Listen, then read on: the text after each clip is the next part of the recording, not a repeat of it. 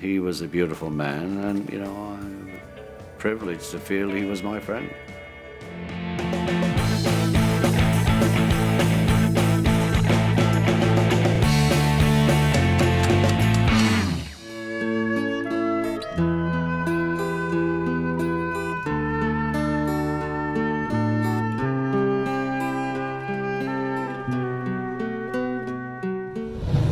We've lost him.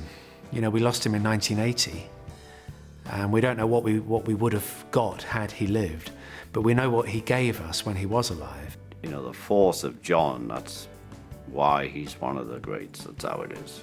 John is so special because he writes right away what he feels. I was raised by my auntie. My father and my mother split when I was about 4. He was a merchant seaman, you know, you can imagine, and it was 1940s Yes. in the war and all that. He left, and I was brought up by an auntie. And then when I was 16, I re-established a relationship with my mother for about 4 years. She taught me music. She first of all taught me the banjo, and from that I progressed to guitar. The first song I learned was Ain't That a Shame, an old rock hit, Fats Domino. And then unfortunately she was run over by an off-duty policeman who was drunk at the time. He had an enormous amount of pain, just enormous. I mean, you know, I've seen an awful lot, and I don't think I've ever seen the equal, you know. It was a terrible thing and also a good thing because it just drove him. It's very important to him that he actually does put what he's writing in the song into the way he's singing it. I mean, that's what makes a good singer. If it's Dylan or if it's John or if it's anybody, that's how a good singer has to sing. The simplicity of what Klaus and I played with him gave him a great opportunity to actually, for the first time, really use his voice how he, and his emotion how he could, you know.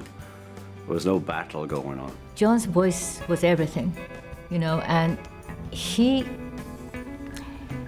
communicates with his voice everything that he wants to communicate. Since John met Yoko, things were going up for John.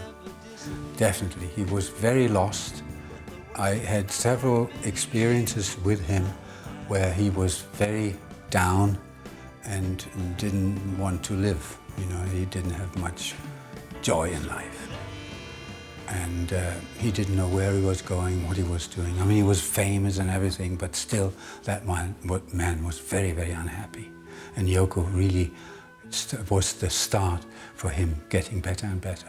Beatles were still active when John decided that the Beatles themselves shouldn't be his sole musical outlet, and he needed some other outlet. And he formed the Plastic Ono band.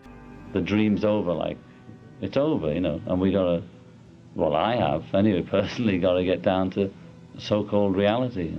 He was always brave. He would put it out there.